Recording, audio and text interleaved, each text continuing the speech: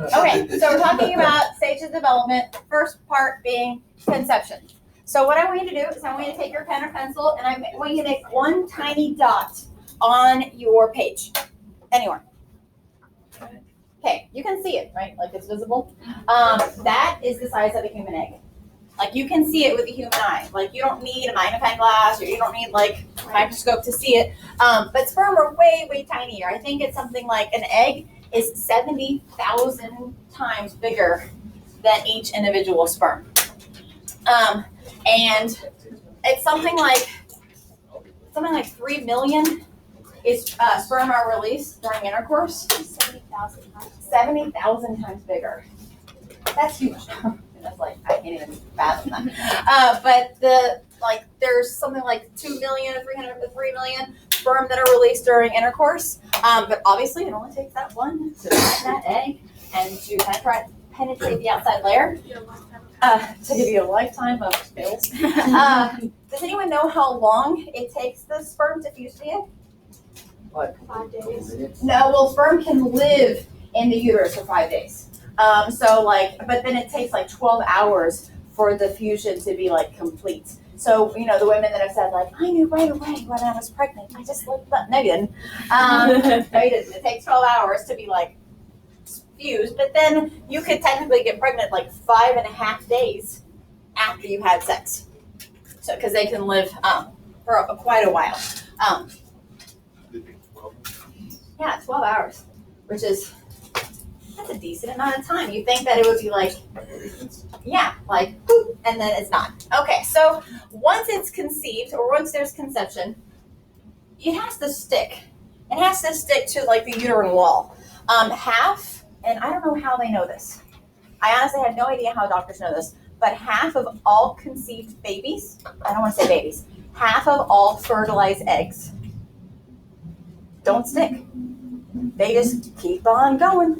And like they come out as a period that you would have never even known. And they said that the majority of those would have been male. Like, because they have X and Y chromosome. And I don't know how they know that. Like, how do you know that more than half of those half would have been male if they had stuck? I don't know. Joseph? Can I press hide? Yes, I will press hide. Sorry, thank you. Hide.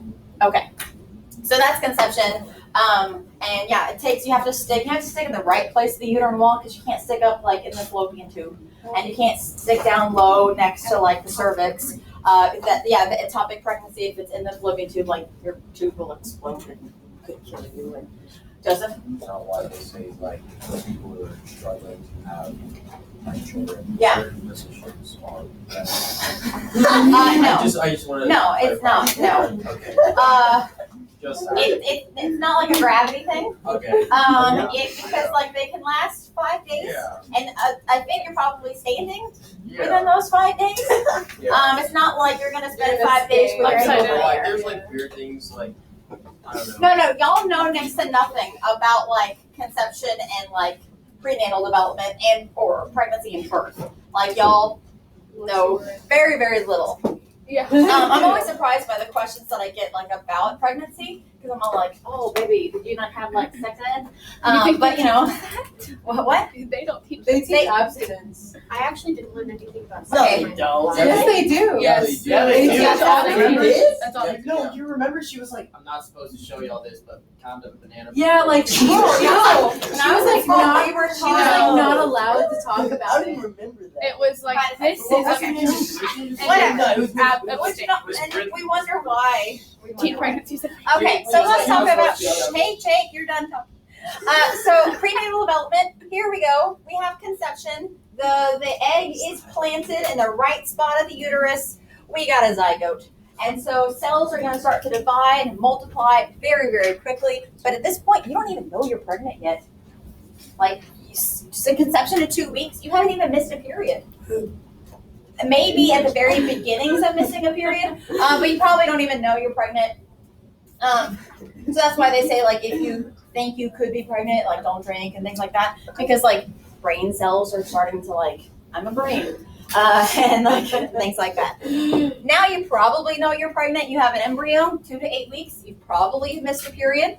Now you're probably feeling all of the symptoms of being pregnant, from extremely thirsty to very, very fatigued and tired, nauseous, things like that. Weird cravings. And then you get your fetus. Here's a fetus. Fetus is 9 weeks to birth. The majority of their time is going to be in fetus mode. Ty, do you have a question? Okay, I don't know if this is a technical term, but like, how long are ladies in heat for? Okay, ladies are not in heat. That's dogs. No. Someone, Is I he don't like know what it was. ovulating? There's like, Like ovulating? I don't know. In heat. Dogs. No, that women. Okay, once again, after this, Big Todd, you think that women are in heat. That's a female dog thing. Yes, female dogs get in heat. Yeah. And like will release a hormone, like a pheromone and like a scent. Yeah, that's neat. But women, human women, there actually is a thing. Hold on, I do want to clarify something. Ladies, you probably know what I'm talking about. I hope you do. Someone said that. It No. wasn't like not that like they're actually in heat, but they said like this is the There is a period of time where they are the most fertile because the egg has just been released. But girls, y'all probably know of a time when you are a little bit more like, no, it's not PMSing because that's going to be right before your period. But you're a little bit more like juicy. Yeah. Okay, that right there. Sorry. But you guys, you are the most fertile. So if you're not wanting an unplanned pregnancy, you do not have sex in that time because your body is saying like, I'm trying to like make everything super easy to get pregnant. And if you're having sex, then you're really likely to get pregnant, especially at your age.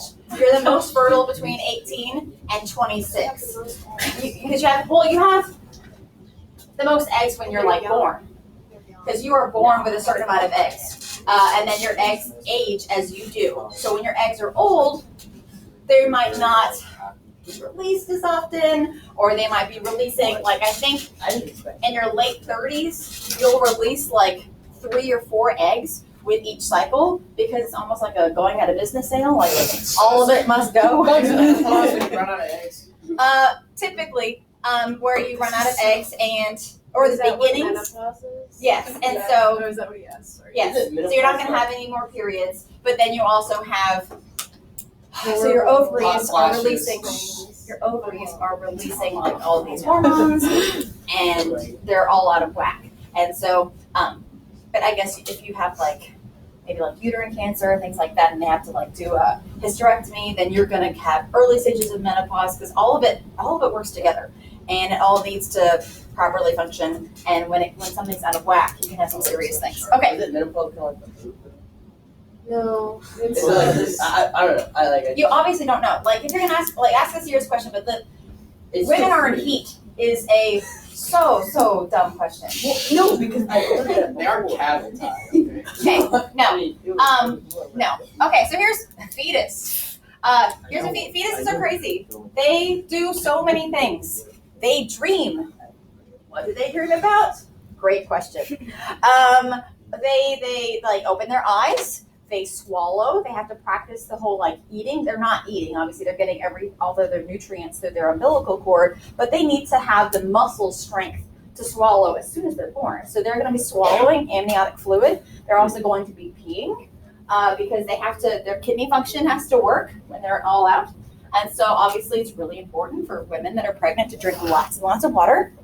So all of their amniotic fluid is rinsed out and like recycled. And so, you're peeing out your baby's pee. So here's my child as a fetus. Here's my child as an embryo. He's from here to here. That's his like little sac, his little egg sac. But he's from here to here. So very fun stuff. Very fun stuff. There we go. All right, let's talk about all the things you can't do that will harm development while you're pregnant. These are called teratogens. You can pronounce it as teratogens or teratogens. I've heard it either way, but it's a harmful agent to the fetus. Obviously, the big one here is like alcohol and drugs and smoking. Yeah. Because all of that goes into your baby's bloodstream. So if you drink, and there is no safe amount of drinking, it's not like, well, 1 glass of wine's okay. No. I have a cousin who is very, very intelligent. She's a lawyer. She went to Baylor. She got a full ride. Very smart. Her husband is in medical school. Very, very both bright. But she was like, one glass of wine can't kill me. Well, her 7-year-old is a little bit slow. And there's, like I can't say it's because of the alcohol, but she doesn't know if it's not. And you wonder, like, why is she not reading as fast? And why is she having trouble figuring out how to tie her shoes? She's might gonna have some developmental issues. And it's the number one cause of mental retardation, of fetal alcohol syndrome. And it's totally preventable. Just don't drink. Don't drink. Like, how hard is that? Don't drink. Does your cousin know that you're using her What? daughter as an example for Nah, she's okay. Send her the link to the stream. But my God, and like maybe she was like 6 months old, the baby was 6 months old, and they were like sitting at Starbucks and she was drinking like a coffee drink. I'm all like, you can't have caffeine at that age? The baby had like a coffee drink. It looked like a cappuccino, like an iced cappuccino. Wait.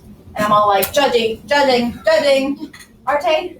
Okay, if you are drunk when you get pregnant, can that affect the No, it's not going to affect because no. Like it's not going to affect the development of the baby, but it could change the health of the pregnancy altogether. So I had one of my really good friends, this sucks because so she got married in Hawaii, which is 7 hours difference here. She was on birth control, but you have to take birth control at the exact same moment every single day. You can't be an hour off. You can't be 7 hours off. And so she got pregnant on her honeymoon. And fantastic, she got pregnant on her honeymoon, but she didn't know. And it was like a week and a half honeymoon. And she was drinking heavily every single day because honeymoon. But the baby didn't survive. Like she had a miscarriage as soon as she got back. She was pregnant for maybe a month, maybe 2. And she doesn't know if it was because of the alcohol. But if you're drinking, 10 drinks a day for a week and a half, it's not going to make you healthy. It's not going to help. But it's something 1 out of 4 women have a miscarriage. 1 out of 4. And it's usually happening in that in the embryo stage. At 2 to 8 months, that's when most miscarriages are going to happen. 1 out of 4, that's really high.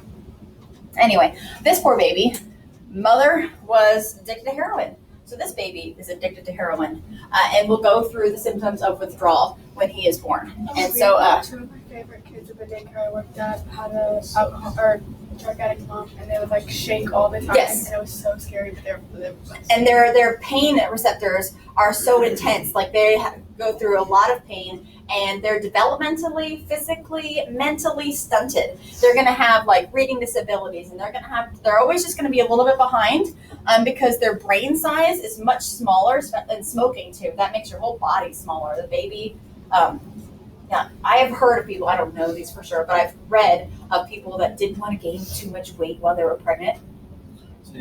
And so they would smoke because it helps you lose weight.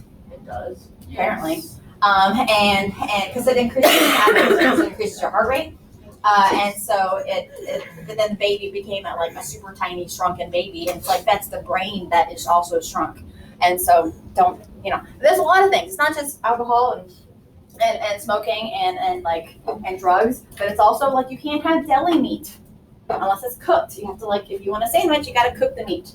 Like on a skillet or something. You can't have soft cheeses. You can't have caffeine. You can't have Tylenol or Advil or allergy medicine for the entire time you're pregnant.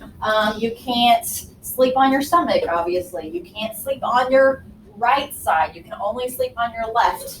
After a while, you can't sleep on your back anymore because then you can't breathe. You can't, what are so many things? You can't get a massage. You can't be around a cat. At all. Why is that? There's something in the cat urine that if you get cat urine on your hands or something accidentally, and you somehow get it into your body through you touch your eye, you can go blind, and then it can kill the baby. They say the first thing they ask you is oh, you're pregnant. Do you have a cat? Because it's don't get a cat when you're pregnant. Just feel you can't touch the cat while you're pregnant. That's why dogs are better. Oh, for so many more reasons, but that's also a reason. Okay, so let's talk about some baby things that are common. Babies have certain reflexes that they're born with, and they grow out of you. Guys don't have these reflexes anymore, but you did at one point. One of the reflexes is the rooting reflex. If you touch a baby's cheek, they're going to naturally, reflexively open their mouth and turn their head. Why? What are they looking for? They're looking for a boob. They're looking for food. They're looking for a milk. And so I think this is day 1 or day 2 of me holding my son, and I'm touching his cheek with my finger just to see if his rooting reflex worked, and it did. And I was like, yay, he's not broken. So very exciting stuff. The first time, that had to be like the second time I held him. The first time I held him, because your hormones are totally out of whack, I had such a rush of endorphin and like dopamine when I held him that I passed out. I literally passed. I had to get smelling salts to wake me up. I passed. I was all like, "Take the baby, take the baby," and then when I took the baby, I was like, and I was out for like 5 minutes. But yeah, dopamine. It's a drug. All right, so there's a few other reflexes. There's the Babinski reflex, which is weird. I feel like this goes back to our like being like apes type of thing. If you take a baby's foot, and you rub your finger, like you strike your finger on the bottom of the foot, the toes will fan out, like trying to grab something with their foot. Like, I don't know. So that's weird. I have no idea why that's but that's the Babinski. Do they like test every baby? They test a lot right away. Just they want to know because if there's a reflex not working, there's something wrong with the spine. And so they test your hearing, your sight. They test. I mean, they run through a whole bunch of tests right away before you even leave the hospital. There's the Moro reflex, which happens when a baby is startled. They're scared, typically with like a loud noise or something. They'll just throw their arms and legs out, just like ah. I mean, if you're talking about like instinct, wouldn't it be to like go on the pillow? I don't know. I think it's more like bracing themselves. But I think, okay, we don't have this reflex anymore, but I think, when you sit in like a desk chair, like a computer chair, and you like lean back, but then it leans back further than what you expected it to be, and you're like, whoa.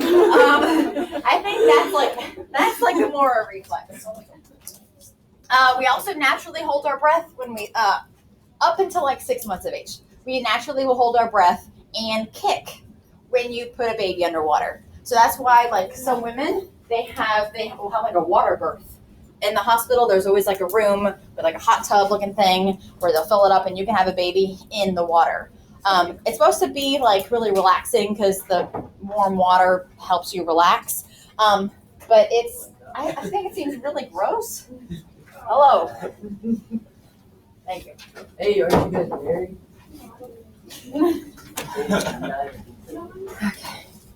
Anyway, I didn't do it. So they can swim, they can breathe on. they can naturally swim. They can naturally swim. How do you think that? Is that what they did with the Nirvana? Because we don't know. Yes, that's exactly Yeah. how they did the Nirvana. It's like a famous photo. The album cover is a baby underwater in a pool trying to like grab a dollar or something. That's in his 30s. I know.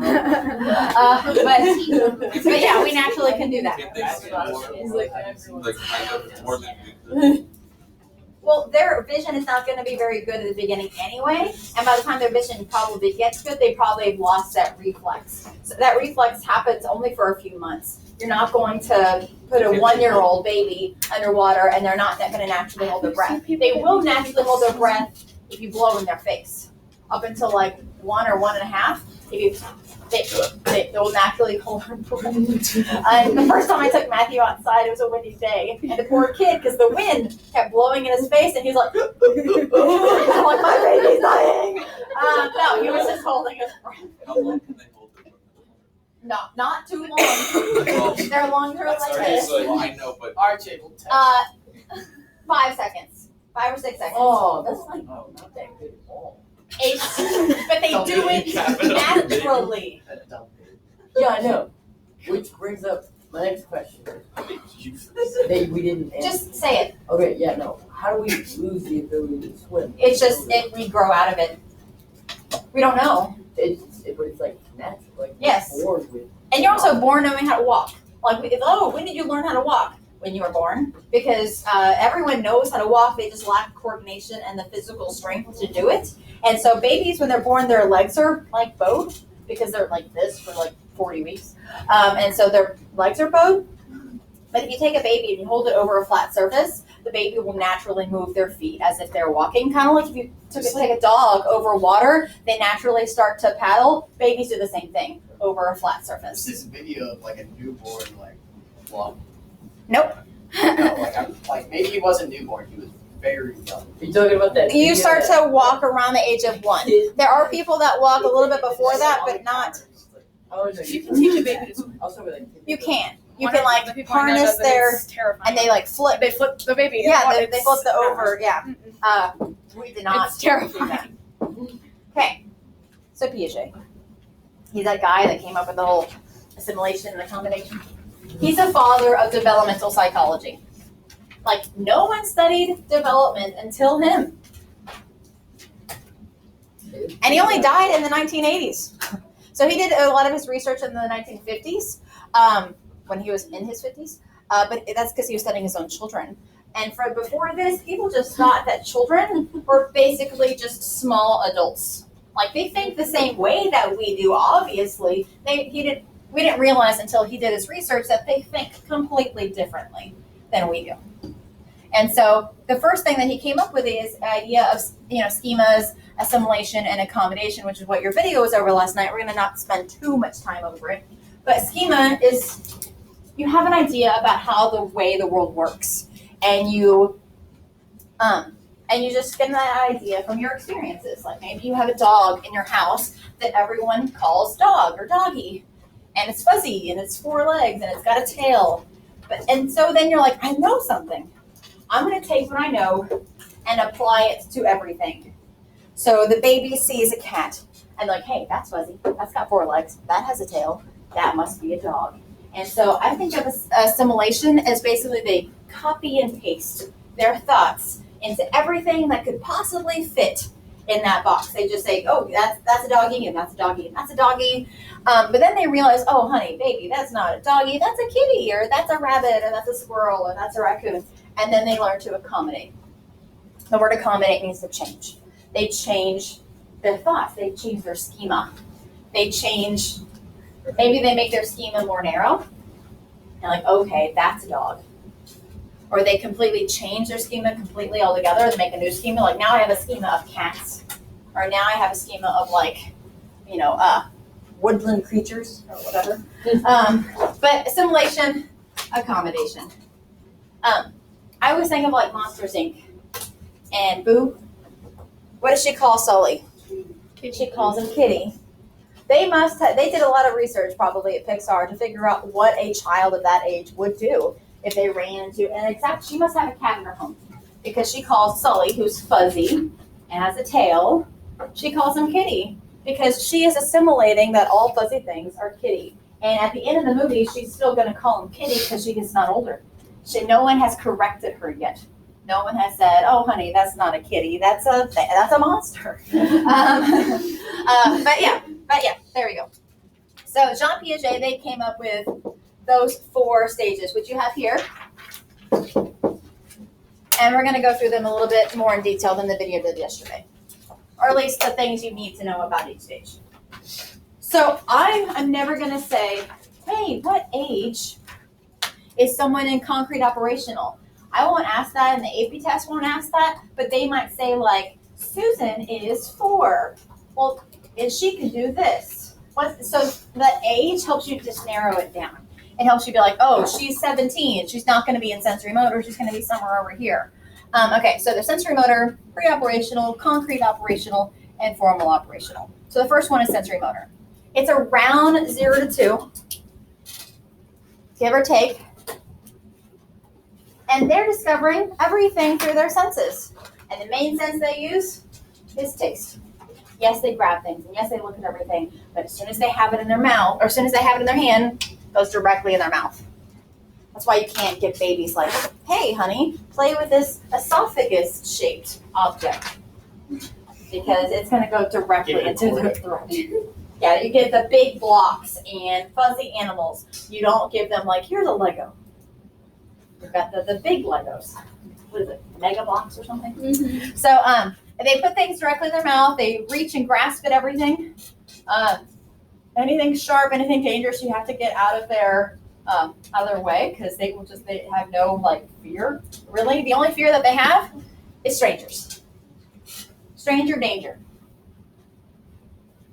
You know, you see a baby or whatever. You see a baby in like the grocery store or something, and you're like, oh hi.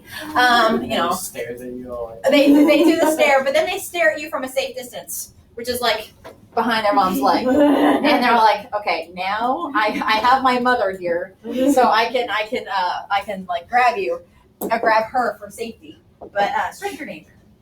And then this one's my favorite. They're so stupid. These babies lack object permanence. They do not realize that things still exist if they're out of view. They think if it's out of sight, it's out of mind. So if the baby has like a binky or something and it like drops on the floor and mom's all like, oh, it's gross now. And baby's like, crying, I want the binky. And the mom takes it, puts it behind her back, baby stops crying. What binky? and they won't look for it. They won't cry for it. And so, I remember dropping my son off at like daycare the first time, and he was like only 3 months old.